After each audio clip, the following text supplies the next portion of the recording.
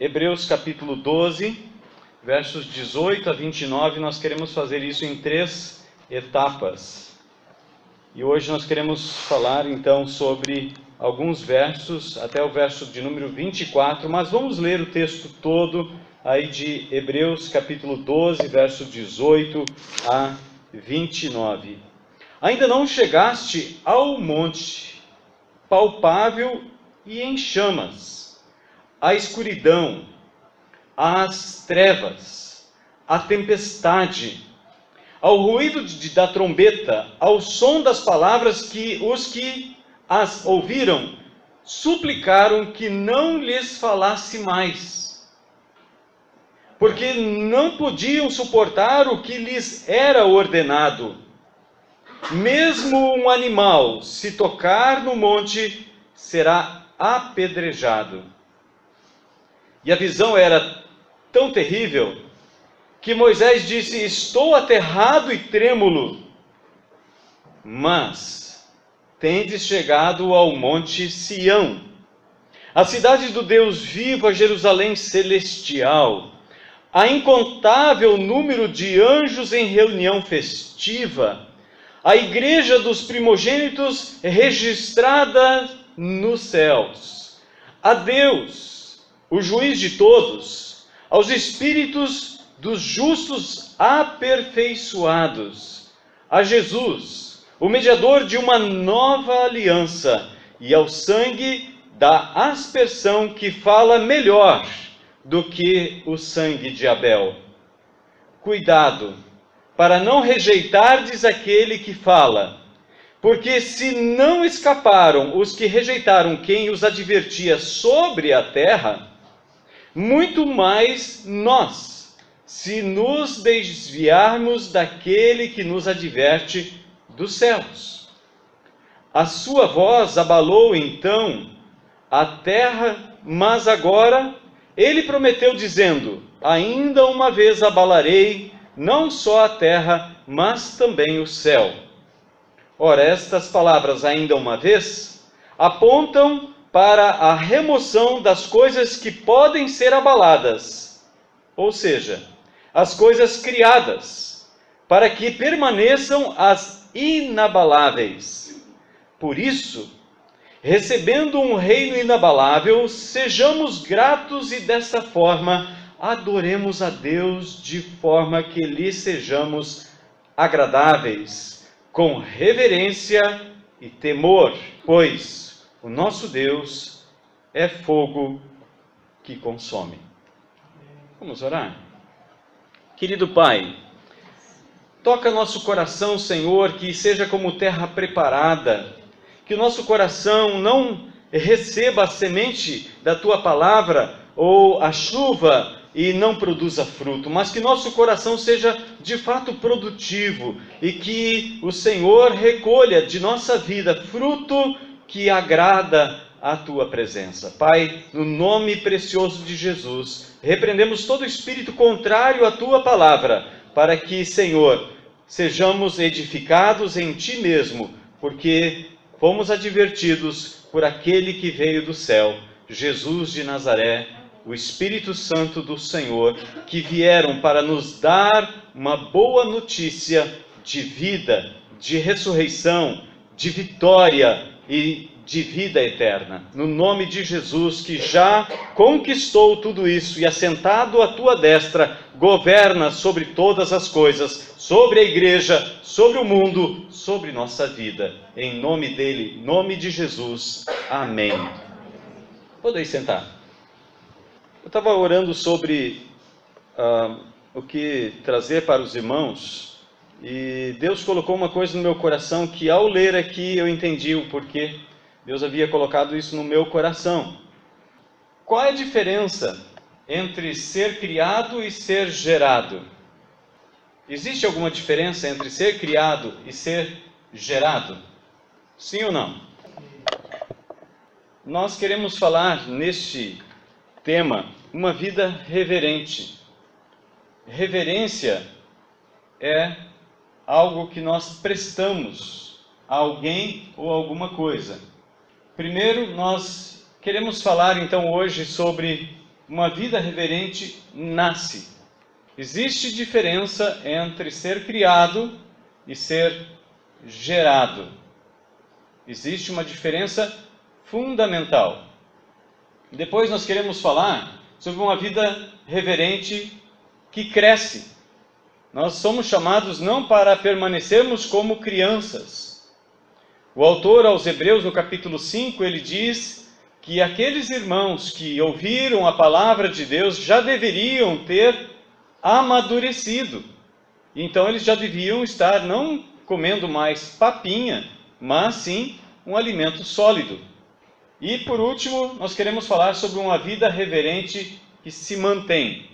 Não adianta só nós nascermos e crescermos se nós não nos mantivermos. Depois do crescimento, a vida, a maior parte da nossa vida, ela é pautada ou ela é marcada da idade de 20 até 60, 70, como a dona Elícia, que faleceu essa manhã, chegou aos 95 anos.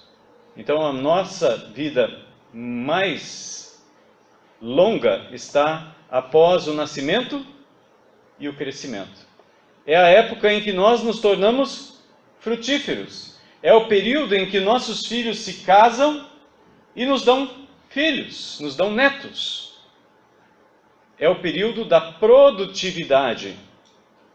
Quando Moisés, que provavelmente escreveu o Salmo 90, ele diz que os dias da nossa vida se avançam até 70, quando tem vigor até os 80, e o melhor desse tempo é canseira e enfado. Até alguns anos atrás, até uns 4, 5 anos atrás, eu entendia essa palavra como sendo que na velhice a nossa vida seria de canseira e enfado. Essa era a minha compreensão. Mas de repente o Espírito Santo abriu a minha mente para eu entender que o que está escrito ali não é isso. Mas o período entre os 20 e os 60 anos, que é nosso período de maior vigor, de produtividade, é pautado por canseira e enfado. É pautado, é marcado por canseira e enfado. É o período onde nós construímos uma família, é o período onde nós vamos levantar de madrugada e voltar e dormir tarde para edificar, para construir, para educar, para criar uma família, encaminhar os filhos, casá-los. É o período em que nós temos mais vigor.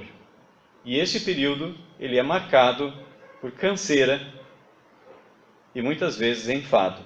A pessoa fica enfadada.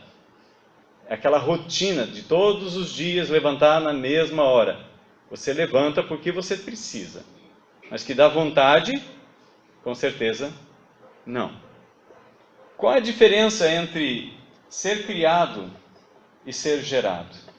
Se você for um pouquinho mais adiante, em 1 Pedro, você vai ver que no versículo 23, nos fala de uma outra geração.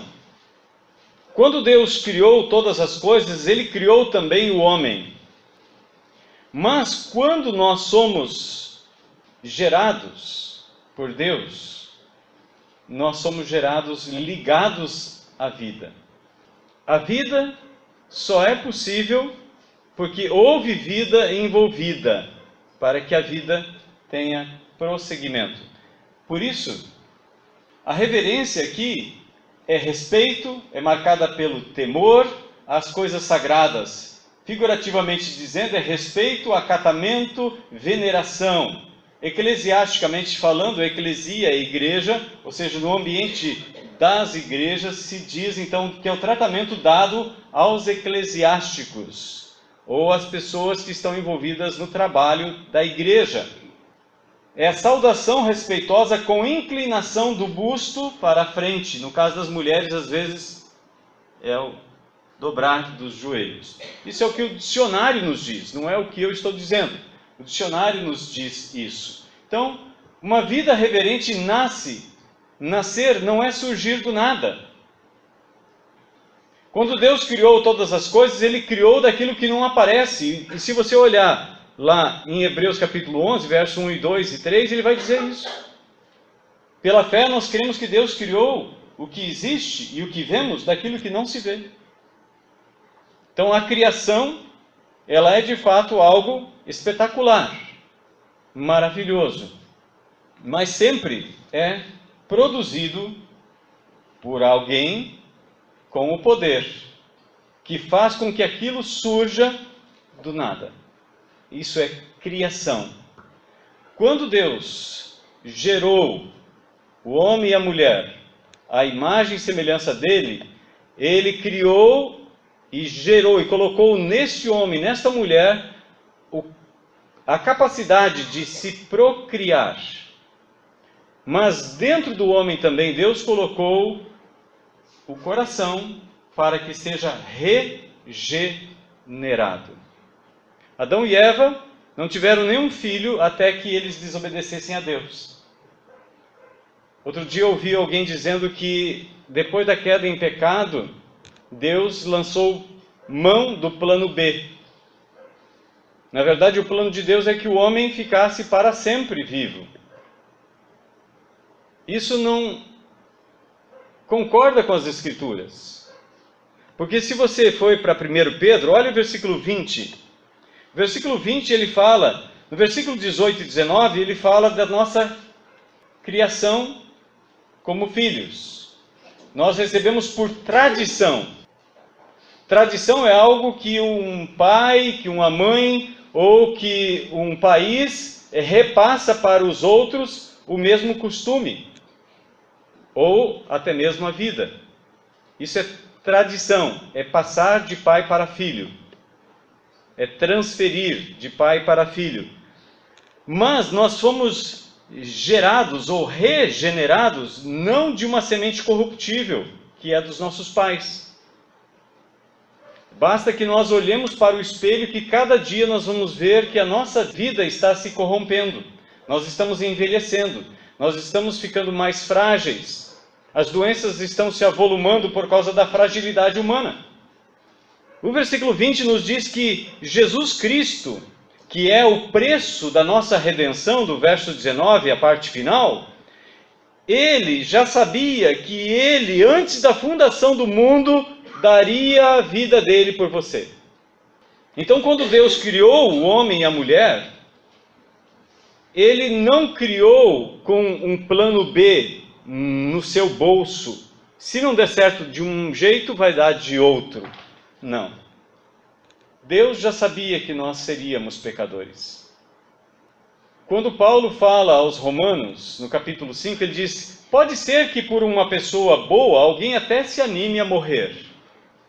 Mas por alguém como nós, quem poderia dar a sua vida? Nisso nós conhecemos o amor de Deus, pelo fato de ter Cristo dado a sua vida em nosso favor. Nós fomos comprados por um alto preço, e é isso que Pedro está dizendo aqui. E esse novo nascimento está no versículo 23, ele diz: fostes gerados a segunda vez, ou regenerados, não de uma semente perecível, mas imperecível, pela palavra de Deus que vive e permanece. É a palavra de Deus pregada que gera em nós o novo nascimento. É o poder do Espírito Santo que deu essa palavra, que age através da pregação da palavra, que nos convence do pecado, da justiça e do juízo. A Bíblia é a expressão do plano eterno de Deus, antes da fundação do mundo. Por isso que Pedro, na segunda carta, no capítulo 1, no verso 21, ele diz que nenhuma profecia, nenhuma palavra nessa escritura foi registrada por vontade humana, mas homens falaram movidos pelo Espírito Santo. Então, a Bíblia de capa a capa é a palavra de Deus. Amém?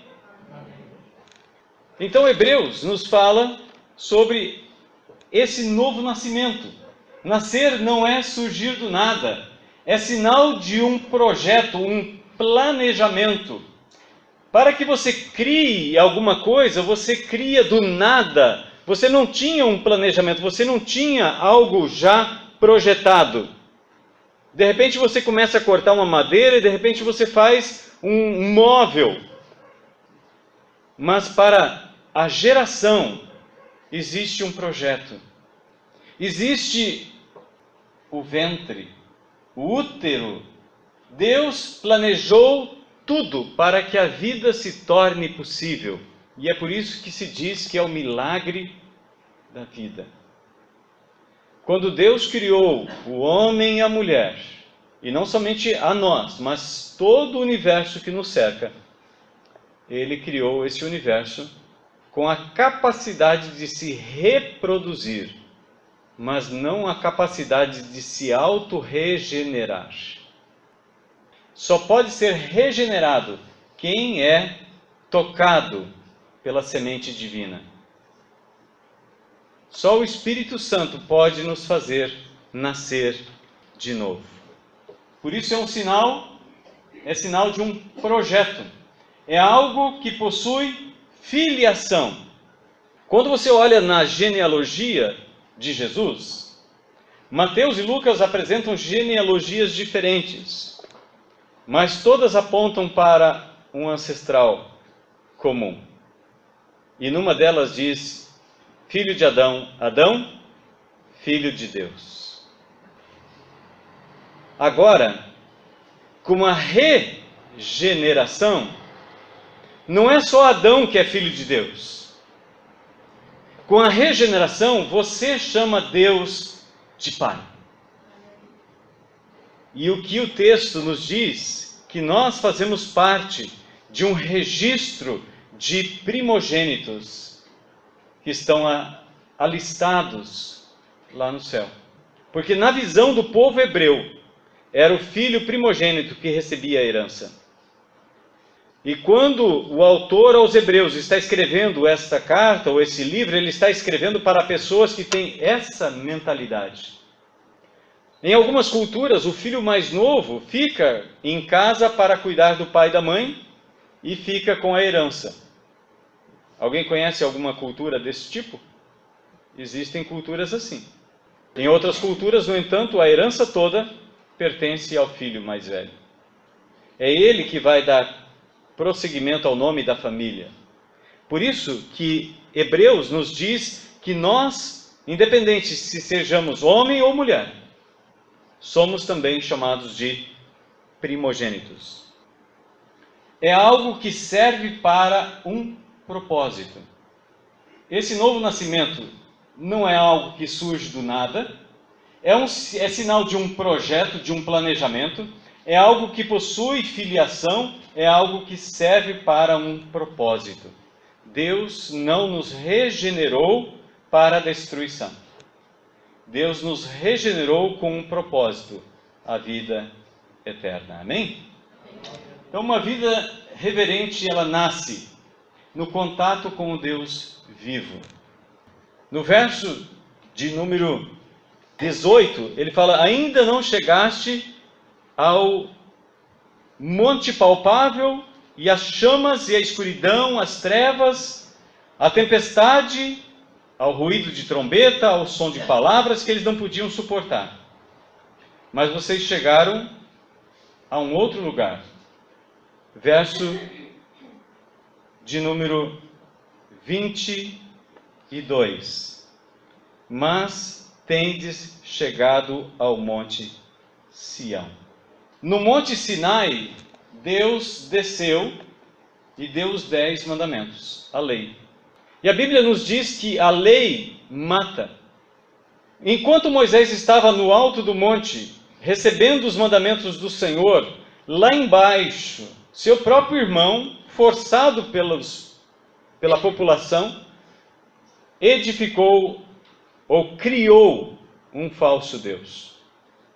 E quando a gente olha lá para Êxodo 32, Moisés pergunta para Arão: o que você fez? Ele disse: olha, eu coloquei esse negócio no fogo e saiu isso. É uma criação. Essa é a diferença entre criação e geração.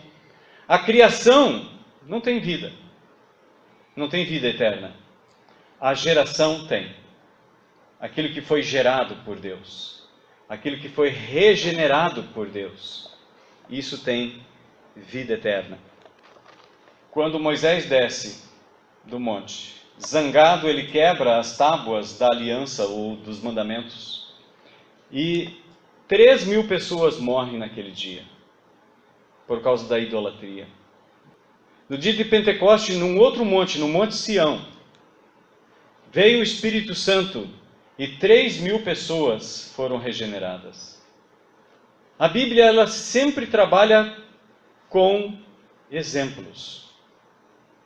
Não é sem motivo que 3.000 morreram lá e 3.000 foram salvos no dia de Pentecostes.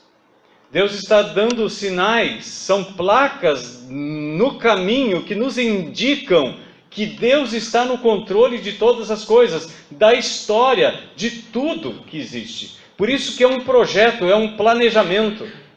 Deus está no controle de tudo que está acontecendo. O salmista Davi, quando escreve o Salmo 139, ele diz que até mesmo antes a palavra chegar na língua, na boca, Deus já sabe qual é a palavra inteira.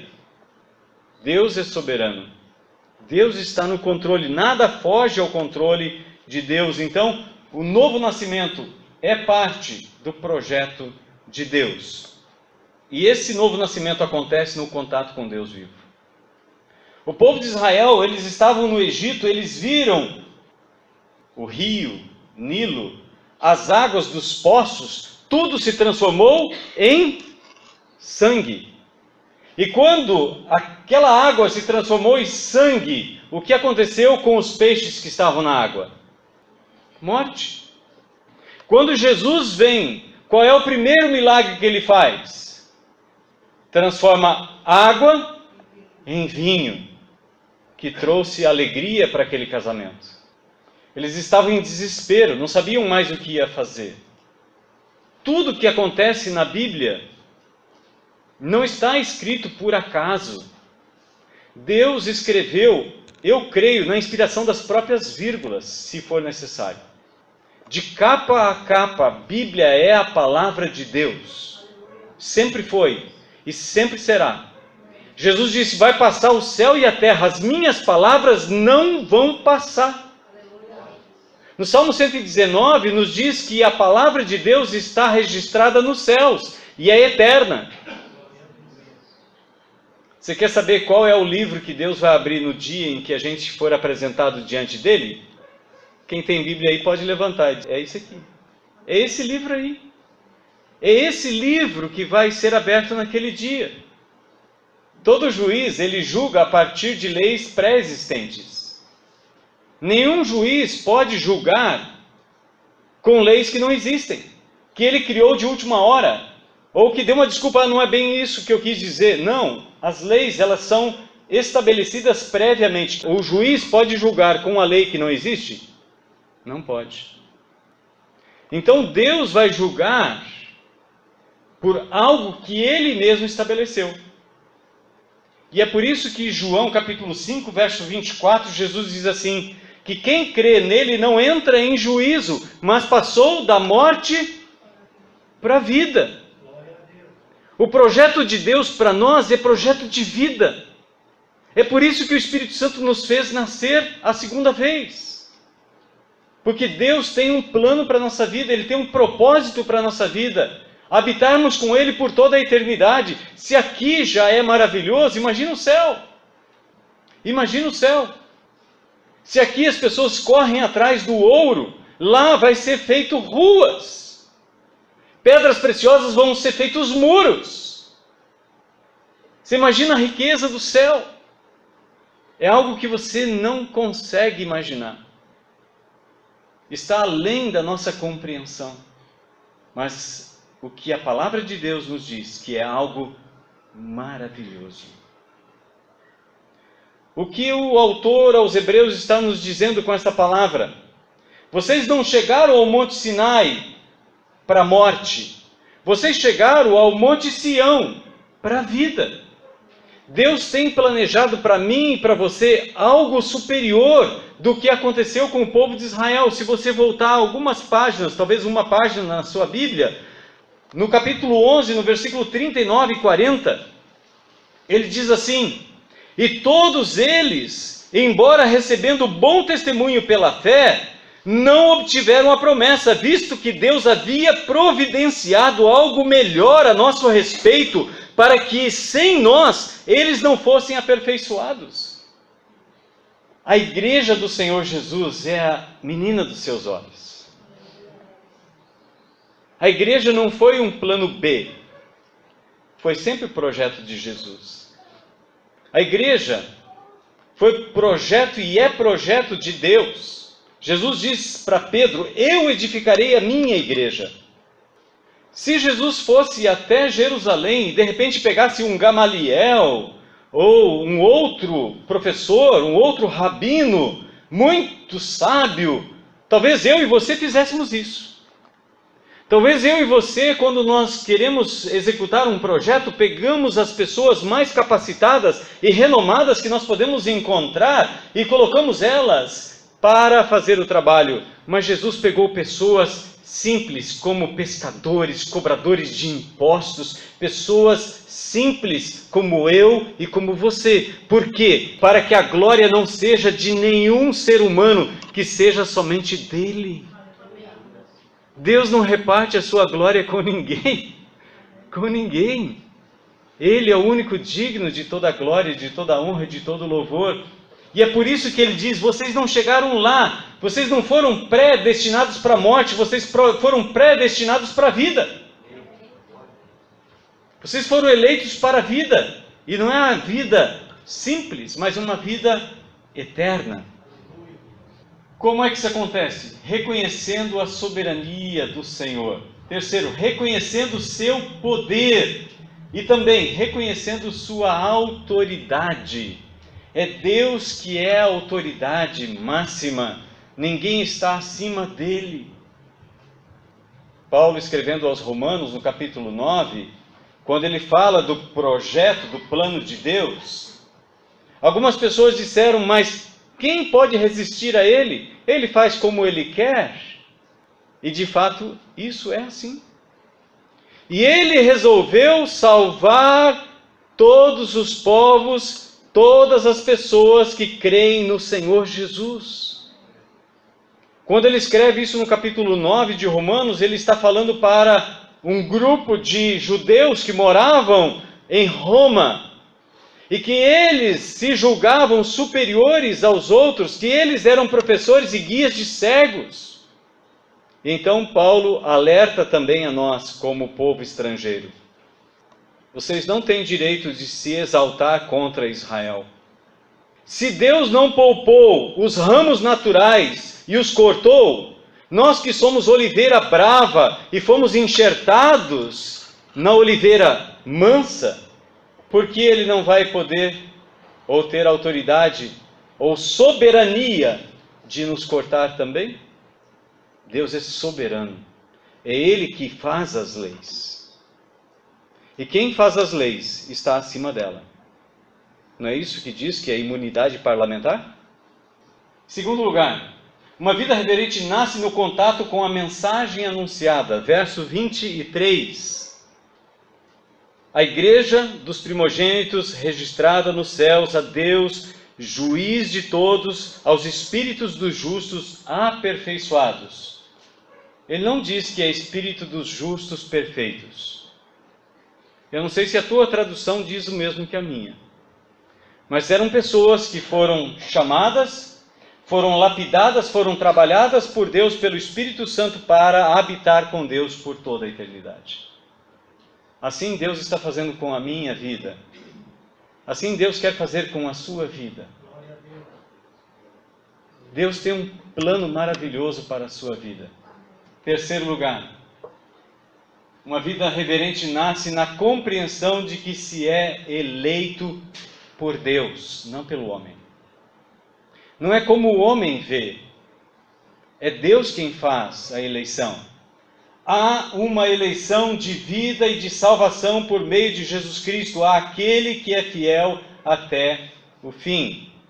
Apocalipse capítulo 2, verso 10, a parte final, a parte C, nos diz: ser fiel até a morte, e dar-te-ei a coroa da vida. Mateus 24, 13 nos diz que aquele que perseverar até o fim, esse será salvo.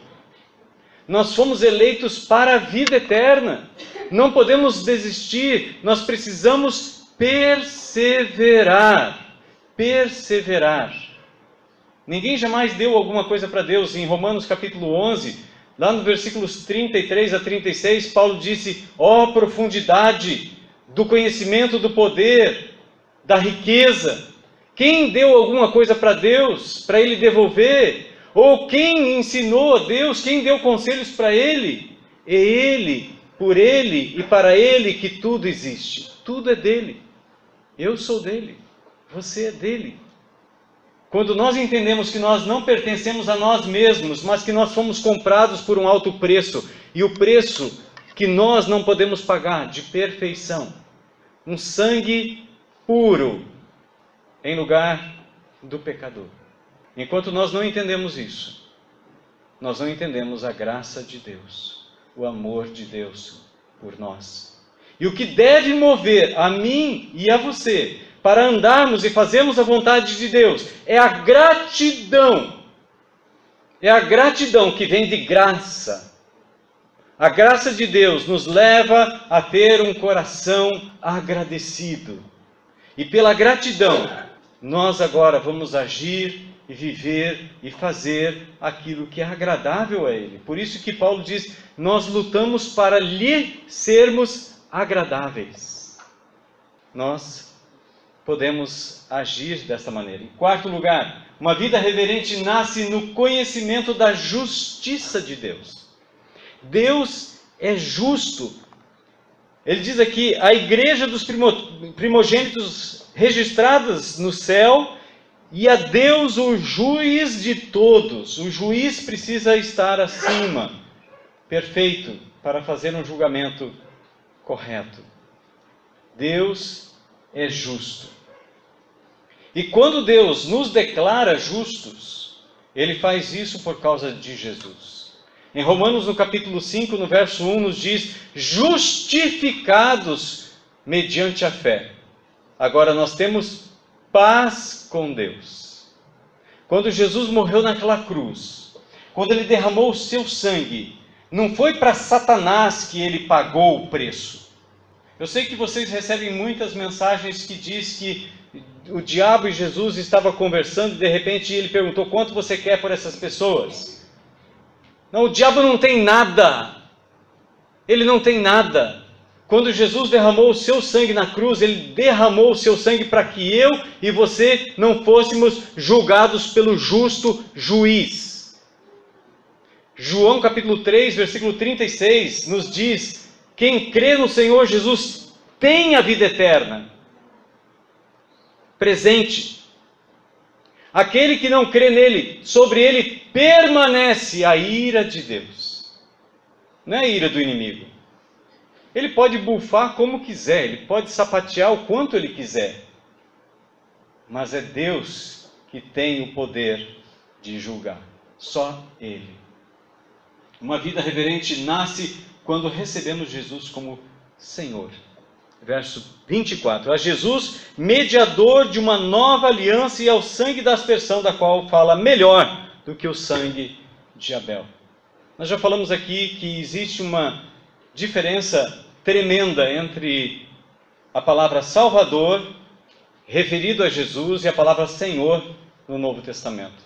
A palavra Salvador, se referindo a Jesus, aparece somente 16 vezes no Novo Testamento. Mas a palavra Senhor, em se referindo a Jesus, aparece 650 vezes no Novo Testamento. Isso significa que Ele é o nosso dono.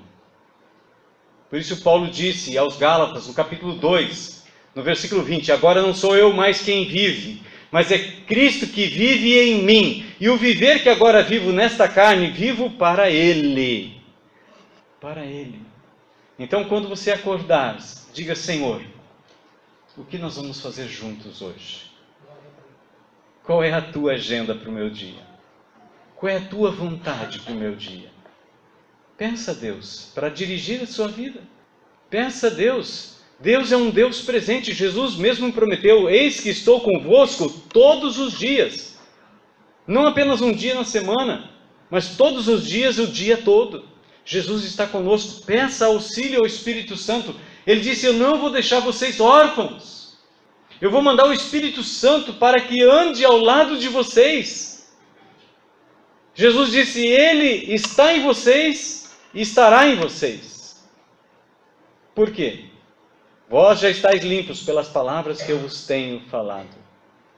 Mas o Espírito Santo vos guiará a toda a verdade. Até aquele momento, João escreve 2 vezes, o Espírito Santo ainda não havia sido dado. Quando aqueles 3.000 se convertem, ou são convencidos e convertidos pelo Espírito Santo, no dia de Pentecoste, Pedro diz para aqueles homens que disseram para eles, irmãos, o que faremos?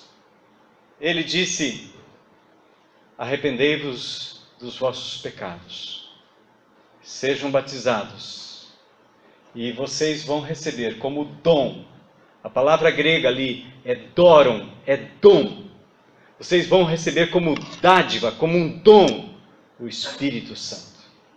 Aquilo que eles tinham, aquilo que Pedro e aqueles outros 119 estavam ali no templo pregando o Evangelho para aquelas pessoas, o que aqueles 120 no dia de Pentecoste tinham, Pedro disse, a promessa é para vocês, é para os filhos de vocês, e é para quantos estão longe, para tantos quanto nosso Deus chamar. Se você ouviu o chamado de Deus para andar com o povo de Deus, é o Espírito Santo chamando você. Não resista, não seja como em Atos capítulo 7, Estevão está diante do Sinédrio. Eram as pessoas que se davam o direito ou tinham o dever de ensinar a Bíblia. E aquelas pessoas estavam resistindo ao Espírito Santo. Estevão disse, vocês sempre resistem ao Espírito Santo. Nós não podemos resistir, nós não devemos resistir ao Espírito Santo. Devemos deixar que Ele conduza a nossa vida, que Ele mostre por onde nós devemos andar. Ele é Deus, Ele é uma pessoa maravilhosa. O plano da salvação foi feito antes da fundação do mundo. Deus não fez um plano B. O Espírito Santo já estava previsto, a vinda dele. E foi profetizado diversas vezes a vinda dele. O profeta Isaías, o profeta Abacuque, o profeta Joel, falam da vinda do Espírito Santo de Deus.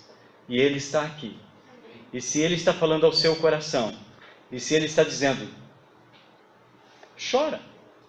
Uma das primeiras manifestações de quando uma criança nasce é o choro. É o choro. Então chore diante do Senhor. Clame diante do Senhor. Busque o Senhor. 6. Uma vida reverente nasce quando somos lavados pelo sangue de Jesus. Uma vida reverente nasce quando somos lavados pelo sangue de Jesus. Quando nós somos purificados por Jesus. Então, nós temos um novo nascimento. Nós fomos regenerados, não de uma semente corruptível, mas de uma que é viva e permanente. Deus. E Ele quer que a sua vida seja também a vida eterna. 1 Pedro no capítulo 1, se você olhar um pouquinho mais adiante de novo, no versículo 24 e 25 ele diz, o que é que foi pregado? O que é que Pedro, o apóstolo Paulo, Filipe, André, Bartolomeu e os outros discípulos pregaram ao povo? Qual foi a mensagem pregada? Foi o Evangelho.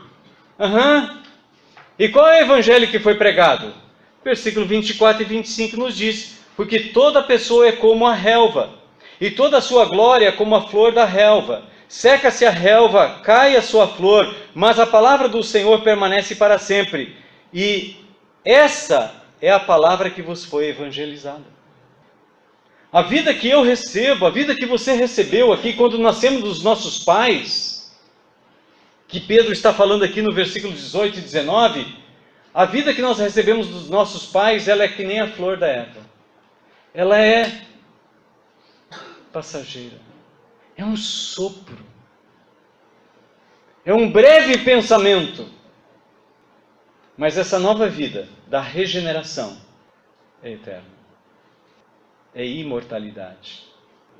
Aquilo que tantos líderes mundiais, aquilo que tantas pessoas sonharam, alcançar a imortalidade, foi dado para mim e para você, em Cristo Jesus.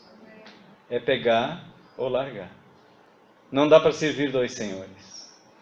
Ou você valoriza a vida, ou você perde a vida. Quem achar a sua vida vai perdê-la. E quem perder a sua vida, vai achá-la. Qual é a nossa escolha? A perda do lucro ou o lucro da perda? Muita gente pensa que a perda do lucro é a melhor coisa. Eu quero viver essa vida. Mas o lucro da perda é quando você perde essa vida e você diz: a verdadeira vida minha está lá, com Deus. Amém? Amém. Se você crê nisso, coloque-se de pé. Nós queremos orar ao Senhor. Nós queremos consagrar nosso coração, nossa mente a Ele. Coloque seu coração diante do Senhor. Eu sei que você passou nessa semana, neste mês, por diversas situações. E às vezes o inimigo das nossas almas, ele tenta fazer propostas. Às vezes ele tenta nos comprar por coisas pequenas. Ele tenta nos desviar do foco por coisas pequenas, como fez com Eva, como fez com Adão. Paulo escreve aos Coríntios, diz: olha, eu estou receoso de que Satanás vos faça afastar da simplicidade do Evangelho.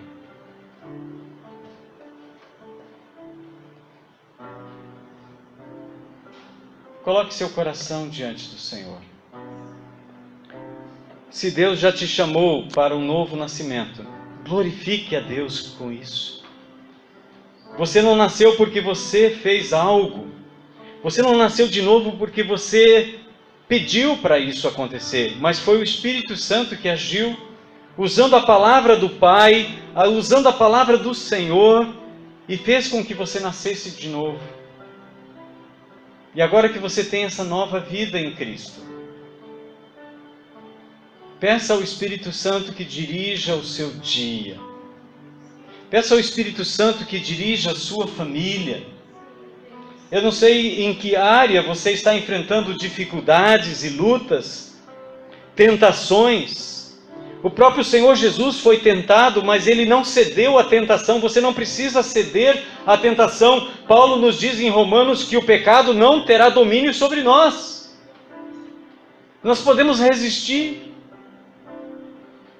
O inimigo precisa ser afugentado, porque primeiro nós precisamos nos sujeitar à mão e ao poder de Deus.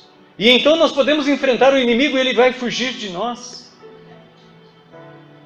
Curve-se diante do Senhor, reconheça Ele em todos os teus caminhos, não te estribes, não se apoie no seu próprio entendimento. E Deus vai dirigir todos os seus caminhos. É isso que a Bíblia nos diz. Não é a palavra do pastor, é a palavra de Deus que diz isso. Confia no Senhor, não confie no seu entendimento. Reconheça Deus em todos os teus caminhos e Ele vai conduzir o seu dia a dia, a sua vida. Ele vai endireitar as suas veredas. Aleluia! Pai, obrigado por essa palavra, Senhor. Ó Deus amado, o Senhor nos chamou com um propósito eterno. Nós não fomos fruto do acaso. Nós somos basicamente atacados todos os dias por mentiras. Satanás tenta tirar do nosso coração a graça do Senhor, o amor do Senhor por nós, o amor de Jesus por nós. O Senhor não nos fez chegar ao Monte Sinai, e sim ao Monte Sião, aos pés da cruz, para sermos lavados e purificados pelo sangue do Cordeiro do Senhor. Jesus de Nazaré. Ó Espírito Santo, conduz o teu povo em mais uma semana, Senhor, que nós possamos chegar ao final de semana desejosos de estarmos reunidos na casa de oração mais uma vez, para exaltar e glorificar o nome que está acima de todo nome, o nome de Jesus. Aleluia. Amém. Amém. Deus seja louvado.